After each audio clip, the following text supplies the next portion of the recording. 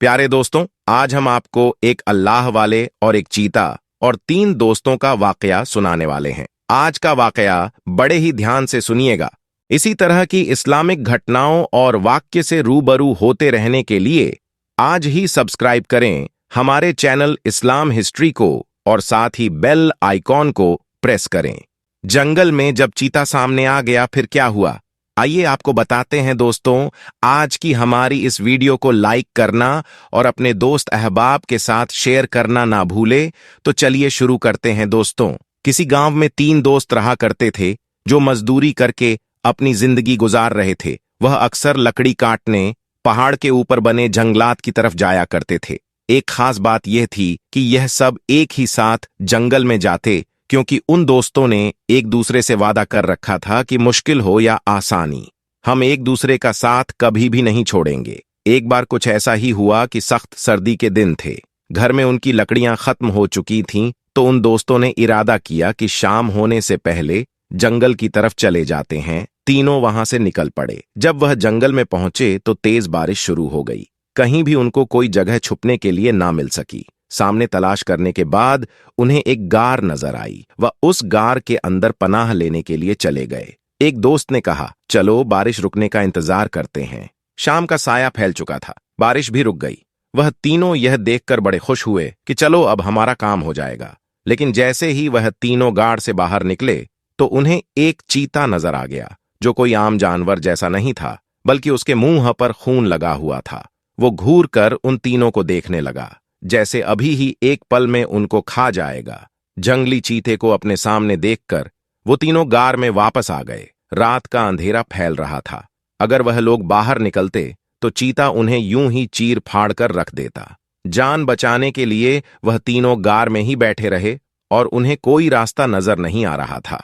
चीता अपनी जगह से हिलने का नाम तक नहीं ले रहा था। अब वो लोग सोचने लगे, हम करें तो क्या करें, आखिर ऐसे में हमारी मदद के लिए कौन आएगा। उसी वक्त उन्हें गार में कुछ हलचल सी महसूस हुई, जिसकी वजह से वह तीनों डर के मारे कांपने लगे कि अब तो हमारी मौत हमारे सामने तक आ गई है। अभी वह सिसकते हुए यही कह रहे थे कि किसी ने कहा, मैं कोई जंगली दरिंदा या जानवर नहीं हूं, बल्कि एक दरवेश फकीर हूं।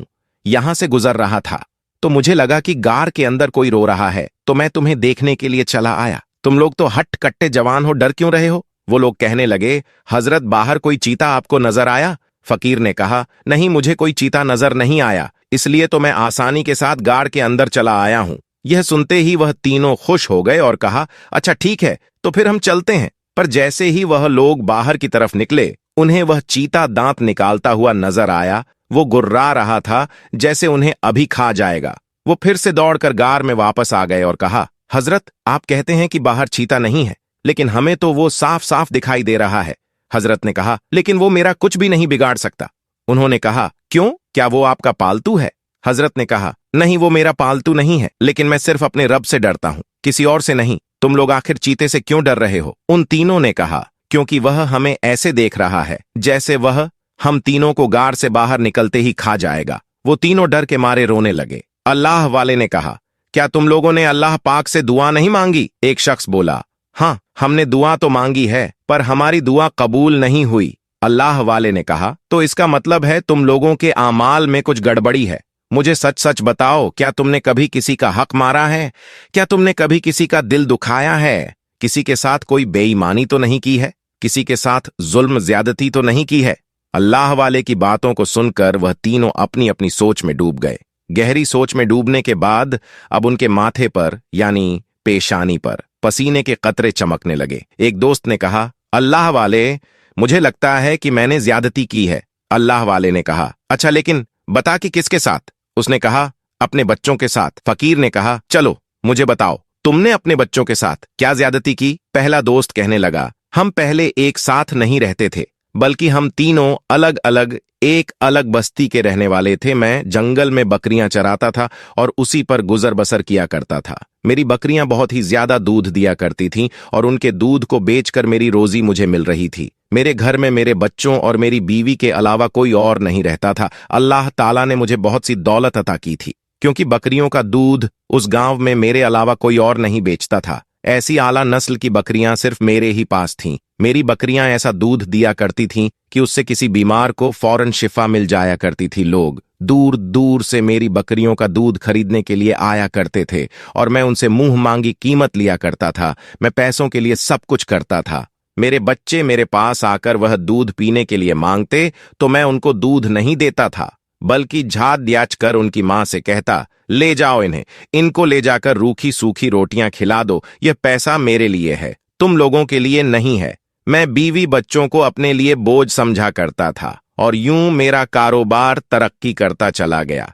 एक दिन मेरा एक बच्चा बहुत शदीद बीमार हो गया। बीवी ने मुझसे कहा, तुम सबको यह दूध देते हो ताकि उनकी बीमारियां दूर हो जाएं। अपने बेटे को भी यह दूध दे दो ताकि वह भी भला चंगा हो जाए। मैंने अपनी बीवी को डांटते हुए कहा, इस दूध को देने के लिए मैं पैसे लेता हूं, लोग मुझे पैसे देते हैं। मैं बगैर पैसे के किसी को दूध नहीं देता।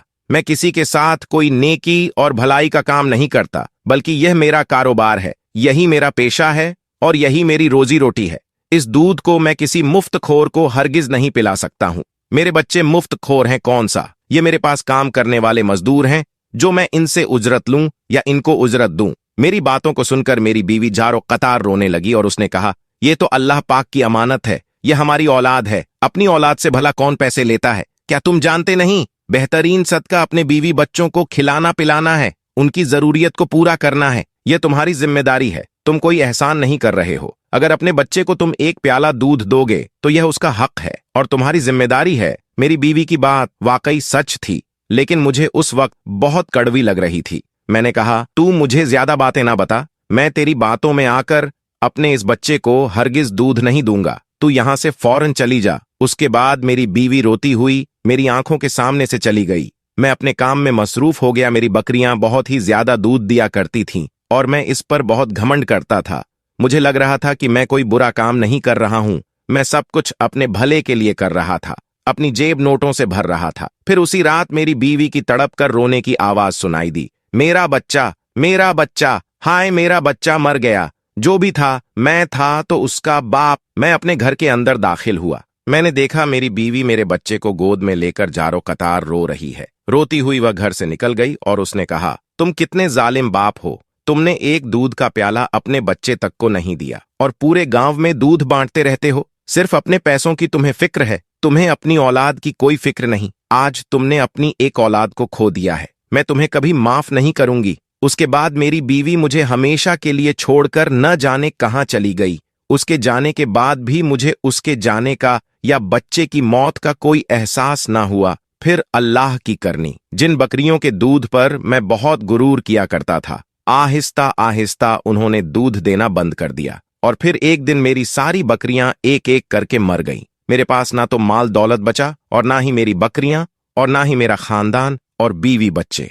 अब मैं मजदूरी करता हूं अपने इन दोस्तों के साथ। अल्लाह वाले ने उस पहले दोस्त की बातें सुनी, ठंडी सांस ली और कहा, अच्छा अब तुम बताओ कि तुमने क्या किया। दूसरे दोस्त ने कहा, ए अल्लाह वाले, मैं एक ठेकेदार था, घर वगैरह बनवाने का काम किया करता था। मेरे पास मेहनत करने वाले बहुत से मजदूर थे जो दिल लगाकर मेरे सारे काम किया करते थे। इसके बावजूद मैं उनकी मजदूरी वक्त पर नहीं देता था, बल्कि उनसे सारे काम करवा कर उनको रुला देता। वो गरीब पैसों का इंतजार करते और मैं इस बात की खुशी महसूस करता था कि मेरा घर पूरे गांव में सबसे आलीशान है, जहां मैं ऐश के साथ अपनी जिंदगी को गुजार रहा हूं। कुछ अरसे के बाद मेरा एक मजदूर मुझसे मजदूरी मांगने के लिए आया। उसे पैसों की बहुत जरूरत थी, लेकिन मैंने उसे धक्के मारकर घर से बाहर निकलवा दिया। उसका पसीना बह रहा था, लेकिन मुझे इस बात की कोई परवाह नहीं थी। वह रोता हुआ वहां से चला गया, लेकिन कहा कि अल्लाह तबारक ताला देख रहा है तो तुम कितनी नाइंसाफी कर रहे हो। तुम मेरी मजदूरी को, मेरी हलाल कमाई के माल को खा रहे हो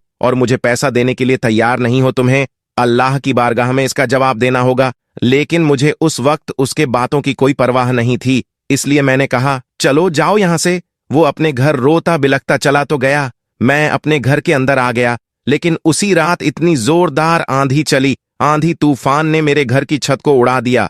फिर मेरे सारे मजदूर एक एक करके मुझे छोड़कर चले गए और मैं धीरे धीरे कंगाल हो गया। अब मैं अपने इन्हीं दोस्तों की तरह एक मजदूर हूं और जंगल की लकड़ियां काटकर अपना गुजारा करता हूं। अल्लाह वाले ने बड़े अफसोस के साथ उसको देखा और फिर तीसरे शख्स से मुखातिब होकर कहा, बताओ अब तुमने क्या गुनाह किया है। तीसरे शख्स ने कहा, ए अल्लाह वाले, मैं अमीर बाप का अय्याश बेटा था। लड़कियां मेरे कदमों में पड़ी रहती थीं। मैं जिसको चाहता खरीद सकता था। मुझे अपनी दौलत और अपनी खूबसूरती, अपनी जवानी पर बड़ा गुरूर था, इसलिए जिससे चाहता था हर रात उसके साथ बदकारी करता था। मेरे चाचा की एक बेटी थी जो बहुत ही ज्यादा नेक और पाकबाज थी। एक बार मैं अपने चाचा के घर गया तो मेरी नजर उनकी बेटी पर पड़ गई। जब उसको मैंने देखा तो मेरा दिल उस पर आ गया। अब मैं सारी औरतों को भूल चुका था और पूरी तरह से अपने चाचा की बेटी के पीछे लग गया था। मैं किसी भी कीमत पर उस हसीन और जमील लड़की को हासिल करना चाहता था।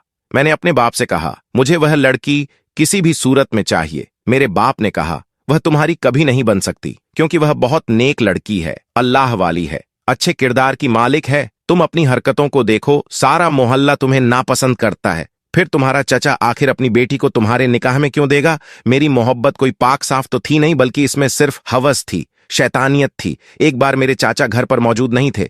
मैं उनके घर में जबरन दाखिल हो गया और अपनी चचा जाद बहन के साथ अपनी ख्वाहिश को पूरा करना चाहता था, पर उसने इनकार कर दिया और कहा, क्या तुम्हें जरा भी खुदा का खौफ नहीं है? मैंने उसकी बात को नजरअंदाज करते हुए कहा, देखो, मैंने जिसको चाहा हासिल कर लिया है। तुमको ना जाने किस बात का घमंड है कि तुम मेरी बात को मानने के लिए तैयार नहीं हो। वह लड़की कहने लगी, मुझे घमंड नहीं है, मैं अल्लाह ताला से डरती हूं और तुम जैसे इंसान की बीवी भी नहीं बनना चाहती हूं, इसलिए मेहरबानी करके यहां से चले जाओ। अगर तुम अल्लाह का खौफ रखते हो तो। उसकी यह बातें सुनकर मैं जोर जोर से हंसने लगा। मुझे अल्लाह का कोई खौफ नहीं आ रहा था, बल्कि मेरी आंखों पर पट्टी बंध चुकी थी, गफलत की, शैतानियत की, हवस की पट्टी, और मैंने उस लड़की के साथ ज्यादती की। फिर उसने मुझे बद्दुआ दी कि कोई दरिंदा तुमको जरूर एक ना एक दिन अपना शिकार बनाएगा। मैंने उसकी बात को संजीदगी के साथ नहीं लिया, पर मुझको बद्दुआ का असर हो गया, और जिन पैसों से मैं औरतों को खरीदता था और जिस जवानी और मर्दानगी के ऊपर मैं गुरूर किया करता था, धीरे धीरे वह सब कुछ खत्म हो गया, मिट गया, और आज मैं अपने दोस्तों के साथ मजदूरी करने पर मजबूर हो चुका हूं। अल्लाह वाले ने कहा, तुम तीनों ने मुझे एक एक करके अपने गुनाहों के बारे में बता दिया, और वह बद्दुआ भी जो तुम्हें दी गई थी, क्या अब तक तुम उन बद्दुआ पर नादिम हुए हो? तुमसे तुम्हारा सब कुछ छिन गया, बीवी, बच्चे, माल, दौलत, जमीन जायदाद, खानदान, इज्जत, शोहरत, दोस्त, अहबाब, सब कुछ। क्या तुम तीनों अब अल्लाह ताला के हुजूर तौबा करने के लिए तैयार हो? वह कहने लगे, हम बहुत शर्मिंदा हैं। आज पहली बार हमने इन गुनाहों को याद किया है, वरना इतने सालों में कभी हमें यह गुनाह याद तक नहीं आया। अल्लाह वाले ने कहा, तुम लोगों ने लोगों का दिल तोड़ा है, नाजायज हरकतें की हैं, किसी का हक मारा है, किसी पर जुल्म किया है, तुमने अपने रिश्ते भी नहीं निभाए, फिर तुम इस पर शर्मिंदा भी ना हुए। आज जब तुम पर खुद एक मुसीबत आकर खड़ी हो गई है तो तुमको सब कुछ याद आ रहा है, अल्लाह भी याद आ रहा है, अपने साथ होने वाले बद आमाल भी याद आ रहे हैं। अगर यह चीता यहां से चला जाए और तुम्हारा शिकार ना करे, यानी तुम्हें ना खाए, तो क्या तुम फिर अपनी जिंदगी में मगन हो जाओगे? तुम भूल जाओगे जो कुछ तुमने किया है? वह वादा करने लगे, नहीं नहीं हजरत, हम ऐसा कभी नहीं करेंगे, बल्कि हम उन लोगों के पास जाकर उनसे माफी तलाफी करेंगे। हम अल्लाह ताला को गवाह बनाकर सच्चे दिल से तौबा करते हैं। हम उन लोगों के पास जाकर अपना हाथ जोड़कर उनसे माफी मांगेंगे जिनके साथ हमने बुरा किया था। अल्लाह वाले कहने लगे, हो सकता है तुम्हें एक मौका और मिल जाए, मैं तुम्हारे लिए दुआ करता हूं। फिर अल्लाह वाले ने दो जानू होकर अल्लाह ताला की बारगाह में दुआ करनी शुरू कर दी, या अल्लाह, ए रब्बे करीम, ए रब्बे जुल जलाल, इनको अपने गुनाहों की याद आ गई है और यह तीनों शर्मसार हैं, तो इनको एक मौका और दे दें और इस चीते को इस गार के अंदर से हटा दे, ताकि अपने गांव वापस सही सलामत चले जाएं और उन लोगों से जाकर माफी मांग सकें जिनके साथ इन्होंने बुरा सुलूक किया था, जिनके हुकूक इन्होंने मारे थे, जिन पर जुल्म ज्यादती की थी। अल्लाह तबारक ताला ने अपने नेक बंदे की दुआ को कबूल कर लिया और सुबह का उजाला भी फैल चुका था। वो तीनों बाहर आ चुके थे और वो चीता वहां से चला गया था। वह समझ गए ये बहुत बड़े अल्लाह वाले मालूम देते हैं, इसलिए अल्लाह ताला ने इनकी दुआ को फौरन कबूल कर लिया।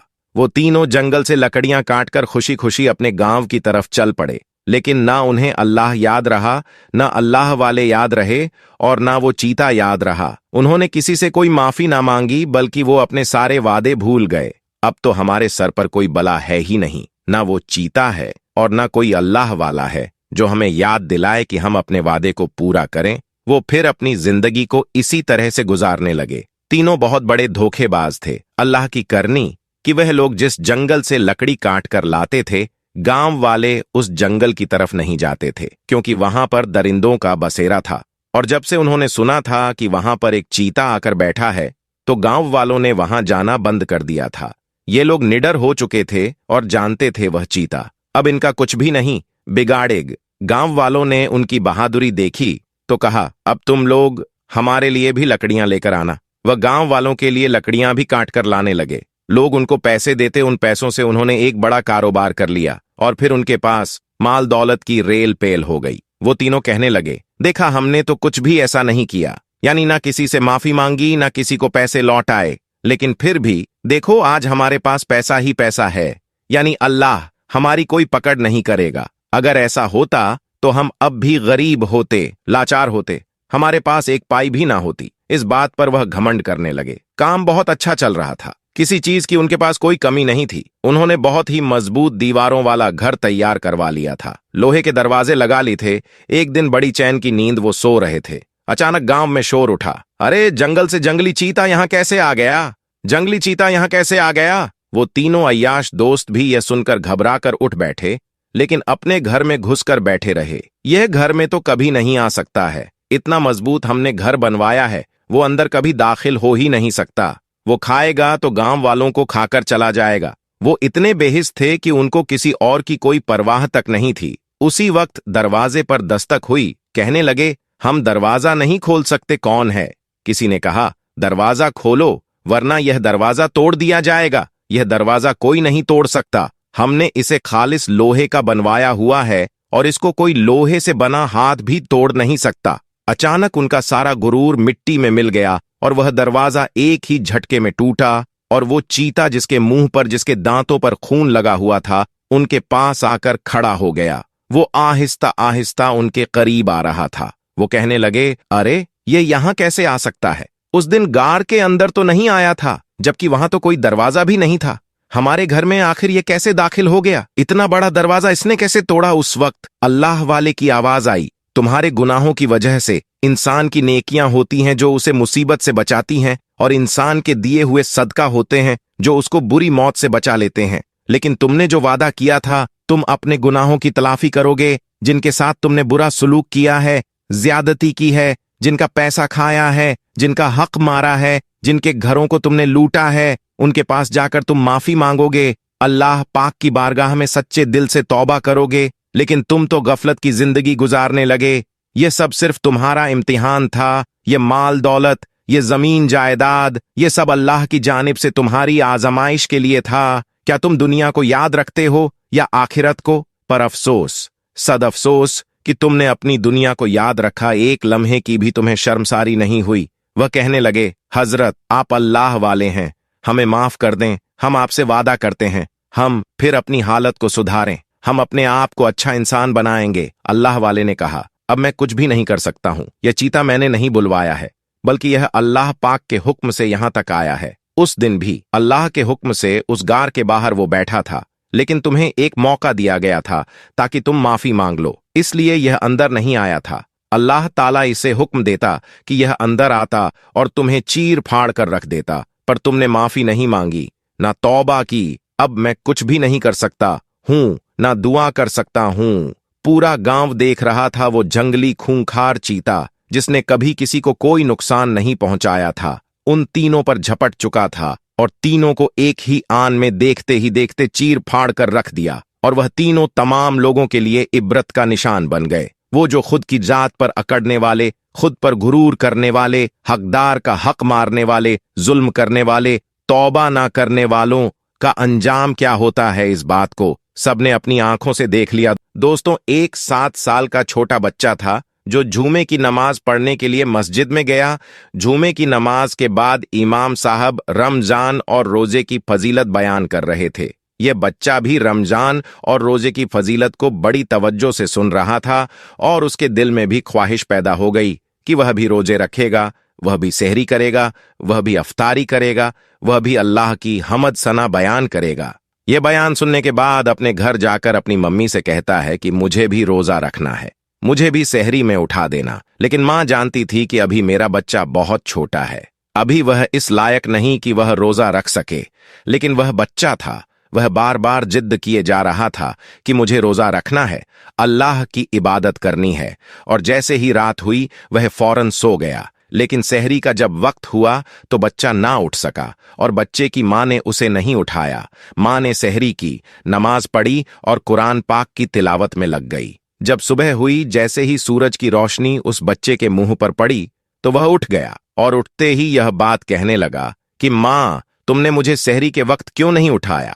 और इसी बात को लेकर वह बहुत ज्यादा रोने लगा। उसकी मां ने उसे समझाया कि बेटा, अभी तू रोजा रखने के लायक नहीं है, अभी तू बर्दाश्त नहीं कर पाएगा। लेकिन वह बच्चा अपनी जिद पकड़े रहा और ऐसे ही पूरा दिन गुजर गया। फिर जब रात हुई तो वह बच्चा यह जानता था कि अगर आज रात सो गया तो फिर से नहीं उठ पाएगा। इसलिए वह बच्चा रोजे की हसरत में रात भर जरा भी नहीं सोया। फिर जब सहरी का वक्त हुआ तो उसने भी सहरी कर ली और रोजा रख लिया। आज वह बच्चा बहुत खुश था, आज उसने रोजा रख लिया है प्यारे दोस्तों।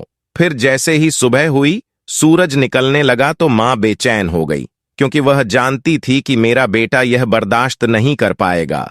वह किचन में गई और जल्दी जल्दी खाना बनाया और दोपहर के वक्त अपने बेटे से कहा कि कुछ तो खा ले मेरे बेटे, दोपहर हो गई है, तेरी यह हालत मुझसे नहीं देखी जाती है। बच्चे ने कहा कि रोजा तोड़ना गुनाह है। तब मां बोली कि मेरे बेटे, तेरा गुनाह मैं अपने सर ले लूंगी। बेटे ने कहा कि मां, मैंने सुना है कि जन्नत में हर रोजेदार जाएगा और हश्र के दिन जलवाए परवरदिगार पाएगा। मां, मैं अपना रोजा नहीं तोड़ूंगा। लेकिन वह मां थी दोस्तों, मां आखिर मां होती है। वह बार बार कहे जा रही थी कि मेरे बेटे, तेरा गुनाह मैं अपने सर ले लूंगी, तू रोजा तोड़ दे।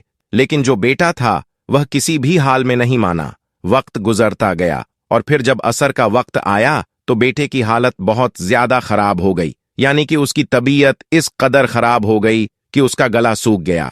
हत्ता कि यह हुआ कि भूख और प्यास की वजह से उसकी जान निकल गई और वह बच्चा इंतकाल कर गया। यह देखकर उसकी मां बहुत रोई, बहुत पछताई। इतने में मगरिब का वक्त हो गया। जैसे ही अफ्तार का वक्त आया, उसने रोजा खोला और वह रोजा खोलती जाती और रोती जाती। फिर उसने मुसल्ला बिछाया और मगरिब की नमाज अदा की और नमाज अदा करने के बाद हाथ उठाकर वह दुआ करने लगी, या अल्लाह, मेरा बेटा चला गया, अब मैं क्या करूं।